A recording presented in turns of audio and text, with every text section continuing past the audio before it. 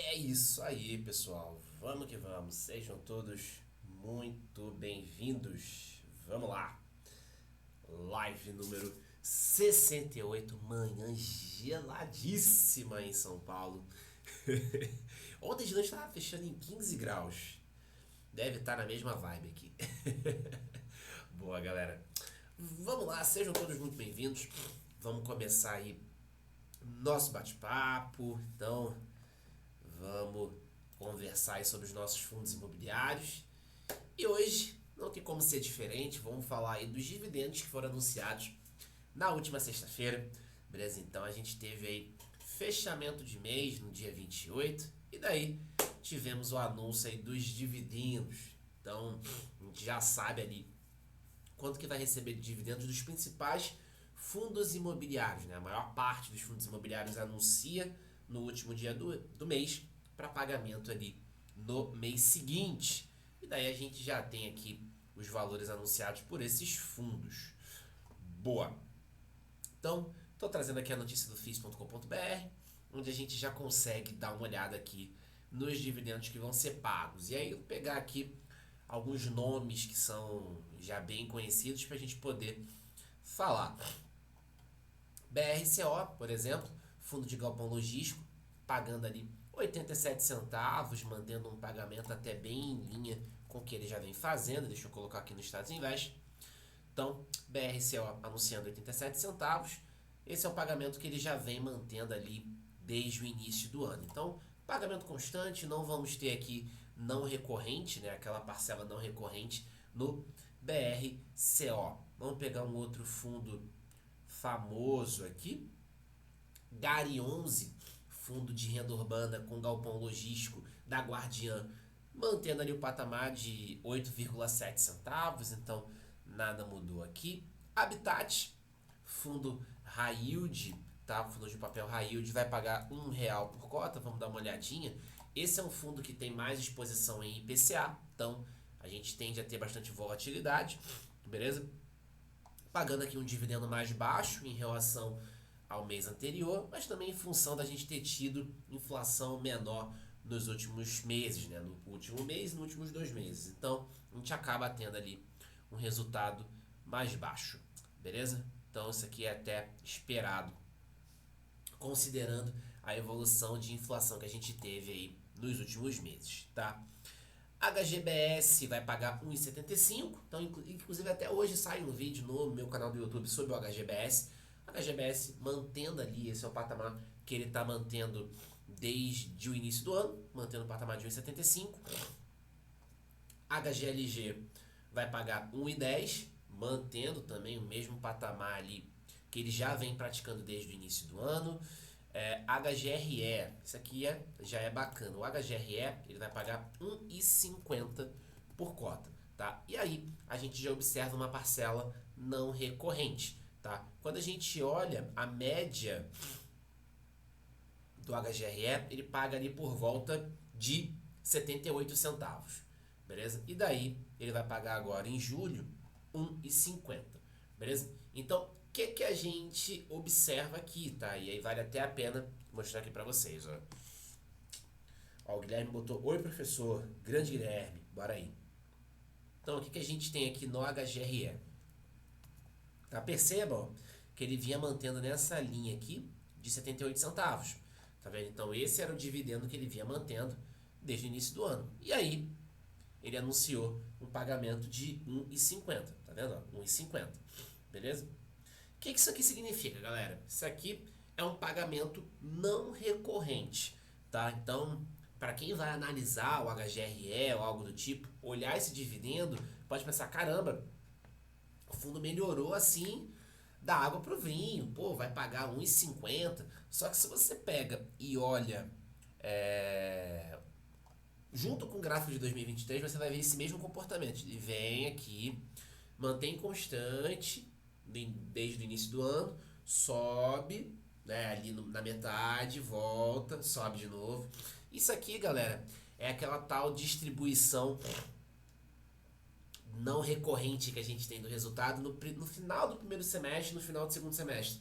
Porque, pela lei, os fundos imobiliários são obrigados a distribuir pelo menos 95% do resultado semestral, tá? Então, a gente geralmente observa isso, esse pagamento ali no final do primeiro semestre, no final do segundo semestre, um pagamento mais alto. Então, é o operacional mais uma grana que estava ali acumulada, que não estava distribuída, tá? Então, a gente tem um pagamento muito mais alto que não é recorrente, porque além do parâmetro operacional, né, além do resultado operacional, a gente tem também uma reserva acumulada, que estava acumulada e que foi distribuída, tá? Então, é muito comum a gente observar esses pagamentos, principalmente, né, em fundos de tijolo, é muito comum a gente observar esses pagamentos mais altos ali de dividendos no final do primeiro semestre, no final do segundo semestre. Beleza? Então é o que a gente está observando no HGRE. Já respondo sua pergunta, tá, Guilherme? Outro fundo que também fez isso, HGRU. Tá? O HGRU, ele pagou, aqui vai pagar um não recorrente também. Tá? Então, se você olha o histórico de dividendos do HGRU, você vê um patamar de 85 centavos. Cadê aqui? Você vai ver um patamar, a internet deu uma oscilada, você vai ver um patamar de 85 centavos na distribuição. Então, o último rendimento tinha sido de 85, e daí o HGRU vai pagar agora 1,25. Então, a imagem aqui não carregou? Deixa eu atualizar de novo. Aqui, boa. Então, ó, o que vocês conseguem observar? Então, ó, HGRU vinha nessa constante, e aí anunciou um dividendo mais alto, 1,25. Beleza? Então, aqui a gente tem o resultado operacional, 85 centavos, e tem uma parcela também não recorrente, né? Tem a parcela ali de ganho de capital, uma reserva que estava acumulada, né? Então é muito comum a gente observar isso aqui. Então o HGRU também fez esse movimento, tá? Outro fundo que também fez isso foi o TRXF11. Ele anunciou ali um dividendo um pouquinho mais alto do que o que ele anuncia normalmente. Então ele vem ali numa média de 90 centavos, daí ele anunciou um dividendo de 1,5. Então também colocou ali um resultado que não estava distribuído, né? Um resultado acumulado. Beleza? Quem mais a gente tem aqui de fundo grande? JSRE vai pagar 48 centavos. KNCR mantendo ali o patamar de R$ 1 de dividendos. Então a gente pode até dar uma olhada aqui. KNCR é um fundo de tijolo com exposição em CDI, é o fundo CDI da Quineia. Então tá ali mantendo o patamar de R$ 1 por cota, né? E aí Selic mais alto, a gente acaba tendendo a ter ali uma manutenção de taxas mais altas. KNRI vai manter o patamar de R$ 1 por cota, então patamar mantido. KNSC mantendo o patamar de 9 centavos. LVBI, fundo de galpão logístico, vai pagar 90 centavos. MOL 11, 80 centavos. Até aproveitar para dar uma olhada aqui. MOL 11, fundo de shopping, tá? Vai pagar um pouquinho menos, né? Se você observar aqui, ó, a gente vê, se você observar aqui, né, você vê uma redução nos dividendos, então um ponto até para a gente poder explorar, né, por que o dividendo do MOL 11 ele vem em queda, tá? Então a gente estava aqui no patamar de 92 centavos, 90, 87, 80 centavos. Então a gente observa aqui um patamar de redução desde ali abril, tá? Então é um ponto aqui, de fato, para a gente se atentar. MXRF vai pagar aí 10 centavos por cota, deixa eu aumentar um pouquinho. Boa. PVBI, 65 centavos por cota, mantendo também. Boa. TEP11, fundo de laje corporativa, pagando 1,18. A gente já falou sobre os dividendos do TEP11. Eles estão mantidos ali num patamar mais alto por conta de venda de imóvel, venda de participação que eles fizeram, tá? Mas a expectativa é que esse dividendo volte para o operacional já no próximo mês, tá? TRXF, a gente já falou. Urca Prime 1,3, fundo high yield. VGHF vai pagar aí 9 centavos, tá? E aí o VGRI, que foi a principal polêmica aí do VGHF lá atrás, mantendo dividendo de 15 centavos, beleza? Os fundos da 20, VIS VISC11, tá? Esse aqui é um ponto bacana de comentar, beleza? A gente já tinha falado isso em outras lives, eu já tinha trazido isso em vídeo, tá? E aí, obviamente, vamos esperar o relatório gerencial sair. Mas a gente teve aqui uma redução no dividendo, beleza? O fundo vinha ali mantendo o patamar de R$1, R$1, R$1, e aí a gente teve a queda aqui para 85 centavos. Vamos aguardar o que vai vir no relatório gerencial, qual que vai ser a explicação dada para isso, mas quem já estava atento no relatório do VISC11, ele falava, olha, essa projeção aqui de dividendos, tá? Né, esse guidance aqui de R$1 até R$1,10, ele está sendo mantido por conta de gestão ativa. Eu já tinha falado isso em live, já tinha falado isso, já fiz um vídeo falando sobre isso, beleza? E aí, o dividendo caiu para 85 centavos. Aquele dividendo do VISC, ele estava sendo mantido por gestão ativa. O fundo fez uma venda e daí estava ele estava pagando um dividendo mais alto por conta dessa grana que estava na mão, tá? Vamos ver se o fundo agora vai manter esse patamar de 85 centavos de distribuição, se vai subir o guidance. Por isso que a gente tem que esperar o relatório gerencial para a gente poder ver, beleza? Qual que vai ser a explicação dada para essa redução de dividendos. Mas isso aqui já estava explícito no relatório do VISC. Não à toa, a gente já tinha trazido aqui em live e também já tinha trazido em outros conteúdos, tá? Então isso aqui estava explícito, beleza? E aí fica aquele alerta, tipo, cara, olha o relatório, busca o relatório, entenda o que você tem que avaliar, entenda como que está a composição daquele dividendo. Quem acompanha aqui já estava sabendo disso. Quem tem lá, quem é aluno do FMR, que é o meu curso de fundos imobiliários, sabe como analisar essas coisas. Então é importante a gente olhar para isso, tá? Inclusive, quem tiver interesse no meu curso é só ir no link da bio.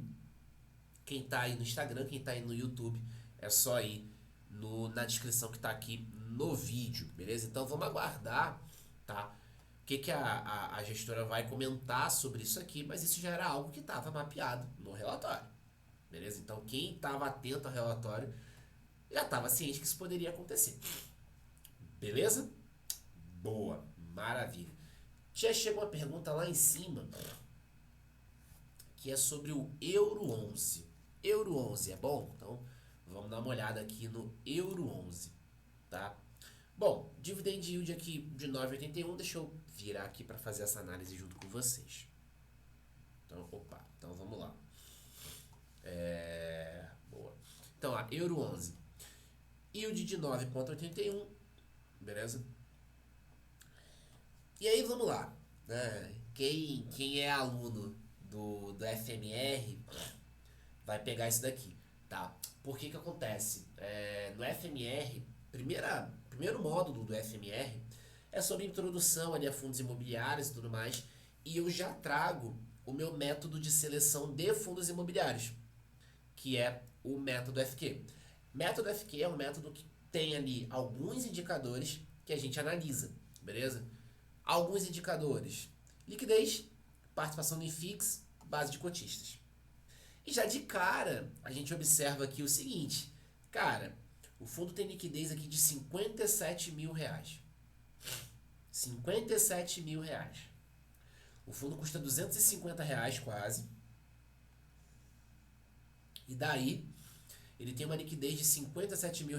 Isso aqui é uma liquidez muito baixa, mas muito baixa. Para um fundo de quase 250, isso aqui é péssimo. Tá? Então é uma liquidez muito baixa, é um risco muito alto de você não conseguir negociar suas cotas. Tá? R$57 mil.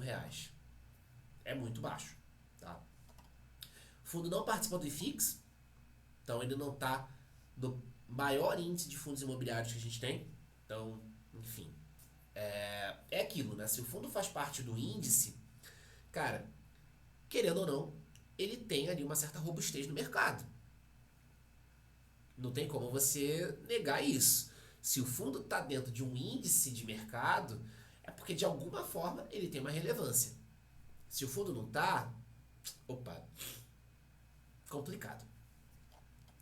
uma base aqui de 2.300 cotistas, uma base muito pequena, e um patrimônio de 129 milhões. Então, assim, cara, esse fundo eu já não entraria por causa disso aqui, tá?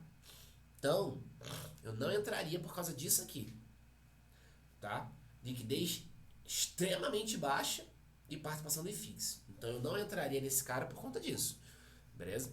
Então, no FMR tem uma aula exatamente, na verdade tem várias aulas, tem 5 ou 6 aulas explicando os indicadores do FMR e como fazer essa seleção na prática no Status Invest, tá? No curso tem.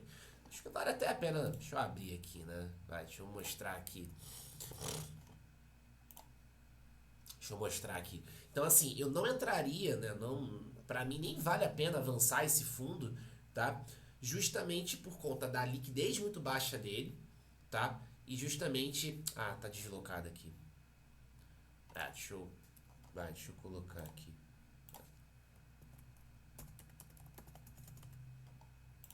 Vamos lá. Então, eu não entraria nesse cara justamente por conta disso. 1.000 liquidez diária tem que ser... Na verdade, eu coloco 1 milhão, tá? Eu coloco 1 milhão ali de liquidez diária no mínimo. Coloco 1 milhão de liquidez diária no mínimo. Esse fundo eu nem entraria por conta da liquidez. Aqui, galera, só pra vocês verem, tá? Ó, mostrando aqui na página do curso, tá? Deixa eu abrir aqui pra vocês. Ó, boa. Aqui, ó. Então, aqui são as aulas do FMR, beleza? E aí você tem, ó, são 5 módulos, são 36 aulas, né? 37 mais uma de encerramento, então não conta, né? Então aqui no módulo 1, a gente tem os indicadores, beleza? PVP, liquidez, yield, ó, método FQ, tá vendo? E aí, ó, aula bônus de como rodar o método FQ no Status Invest, beleza? Então, esse aqui é o meu curso de fundos imobiliários. Quem tá aí no Instagram, é só ir no link da bio, tá? No link da bio você encontra lá o link pra entrar nesse curso, tá? Ele custa 97. Você pode parcelar em 12, inclusive, se você quiser, tá? Quem tá aí no YouTube tem o link na descrição do vídeo. Beleza? Boa. Então, cara, Euro 11 não entraria por conta ali justamente da liquidez muito baixa. Beleza? Então, não entraria aí neste fundo. Galera, da mesma forma que a gente teve ali fundos imobiliários, a gente teve também Fiagros anunciando dividendos. A AZQ11, né, a ZQuest Soli pagando 11 centavos, o IAGR11 pagando 1 centavo. Esse é um fundo que a gente já comentou lá atrás, quando a gente estava falando sobre recuperação judicial do agro, tá? Eu já falei sobre esse fundo em live, já falei sobre esse fundo em conteúdos no YouTube também, tá? Então, o fundo com 1 centavo de dividendo, o fundo vinha num patamar alto e caiu por conta de inadimplência. Galera, Fiagro tem esse risco, inadimplência, a gente está falando de crédito. Então, quanto mais diversificado geograficamente, quanto mais diversificado em termos de commodity, melhor. Tem aula sobre Fiagro também no meu curso, tá? O módulo 4, como analisar Fiagros, beleza? Tem lá. KNCA, pagando aí R$1 por cota, né? É o Fiagro aí da Quineia. Rura 11, pagando 9 centavos. Fiagro da Itaú Asset. Rizag pagando 10 centavos. XPCA pagando 9 centavos. Beleza? Então a gente tem ali alguns Fiagros aqui, alguns dos principais Fiagros anunciando dividendos também. Então, patamar ali praticamente mantido, né? Vale a pena dizer que o principal índice dos Fiagros é o CDI, tá? Então, quando a gente tem ali uma manutenção de Selic e num patamar mais alto, a gente tende a ter ali uma manutenção do dividendo num patamar mais alto. Qual que é o ponto de atenção? Selic alta significa custo do dinheiro mais alto. Então, o risco ali de crédito, né, o risco de inadimplência, ele acaba ficando mais alto também. Beleza? Então, o dividendo fica mais alto, porém o risco de crédito também fica mais alto, né? Então, nada vem de graça. Importante se atentar para isso, né? Nada vem de graça. Beleza? E aí, para fechar, XPL, XPLG11 recebe 45 milhões por venda parcial de imóvel em Barueri. Né? Então, o fundo anunciou ter feito a cessão de recebíveis referentes a 3 módulos, pelo valor de 110 milhões, parará. Tá? O fundo recebeu na sexta-feira a primeira parte do pagamento, no valor de 45 milhões, correspondente a 41% do valor. O restante tem vencimento previsto para julho. Né? Quando a transação for quitada, o XPLG projeta um ganho de capital de 76 centavos por cota. Boa. Maravilha. Então a gente teve ali um ganhozinho, né, de capital aqui nessa venda parcial. Então, de novo, gestão ativa. É o que a gente sempre fala dessa necessidade ali de gestão ativa, né, dessa necessidade ali do fundo reciclar portfólio para poder destravar valor aí pro fundo. Beleza? Ó, o Guilherme botou MFI 12, né? Isso aí é o direito de subscrição, né? O fundo seria MFI 11, série 11. Esse série 11 já me fizeram essa pergunta e eu não achei, tá? Esse série 11 não existe, né? Ou é um outro ticker, alguma coisa. Porque série 11 não tem. A série 11 não tem. MFI é um fundo de desenvolvimento. É um fundo de desenvolvimento. Né? Ele tem uma liquidez maior, 495 mil reais de liquidez. Ainda não entraria no meu critério. Tá? Tem uma participação em FIX, 0,3%. Tem um patrimônio acima de 500 milhões.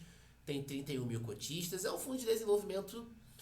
Você pode comparar com o Tigar. Eu prefiro o Tigar, que é um fundo mais robusto, com maior liquidez, com mais robustez. Tá? E aí é isso que é bacana, né? Você pode fazer essa comparação entre fundos, né? Você compara ali o resultado de cada método, melhor, o resultado do método FQ para cada fundo, e daí você vai comparando, tá? Então, se você compara ali entre MFI e TIGAR, na minha visão, o TIGAR acaba sendo melhor por conta da robustez. Você tem um fundo mais robusto, beleza?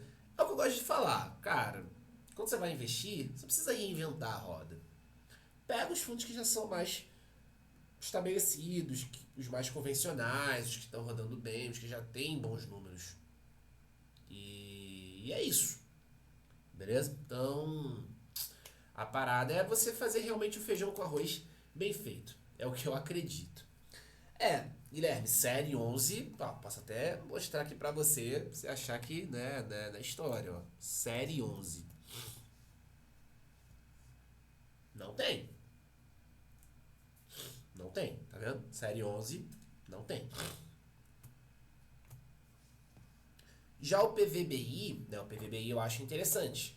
Tá? O PVBI ele é um fundo de laje corporativa. Eu até gravei alguns vídeos na semana retrasada em 2 imóveis do PVBI aqui em São Paulo. O PVBI só investe em São Paulo, em regiões ali de alto padrão em São Paulo. JK, Jardins, Faria Lima, Vila Olímpia, só regiões premium de São Paulo. Então, é um fundo que inclusive tem aumentado ali o seu portfólio, agora está com 7 imóveis, fez uma aquisição recente, tá? O edifício Cidade Jardim. Tá ali reduzindo a participação da Prevent Senior no fundo, tá com uma vacância razoável, né? Ali 16% de vacância, tem um prazo médio de contratos, ali um prazo remanescente abaixo ali de 5 anos, mas saiu uma notícia muito positiva, inclusive, sobre o fundo na semana passada, eu trouxe aqui em live.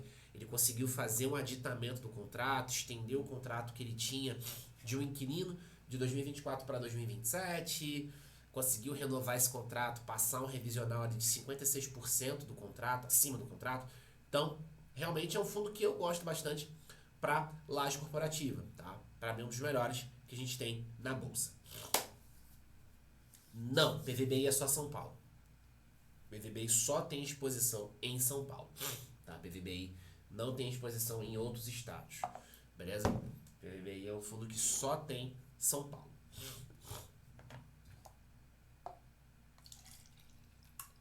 Laje corporativa é muito comum você encontrar Rio-São Paulo. Rio-São Paulo. Laje corporativa é muito mais comum Rio-São Paulo, tá? obviamente, mais São Paulo do que Rio, tá? Mas, tá? É o que você mais encontra, Rio, São Paulo. Rio, São Paulo. Dificilmente você encontra laje corporativa em outras regiões. Você realmente vai encontrar laje corporativa majoritariamente São Paulo, tá? São Paulo. Você encontra galpão logístico no Nordeste, galpão logístico em Minas, shopping de norte a sul, mas agora a laje corporativa, São Paulo. Realmente você encontra muito mais laje em São Paulo. E aí, na sequência, Rio, né? Mas majoritariamente São Paulo.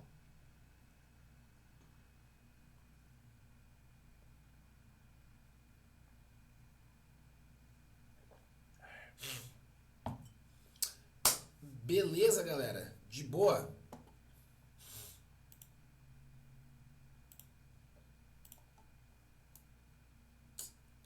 Maravilha. Então, pessoal, o que eu tinha me proposto a trazer era isso.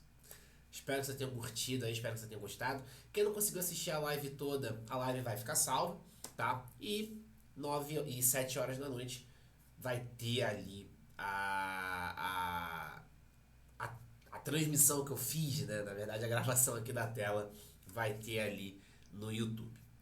Beleza?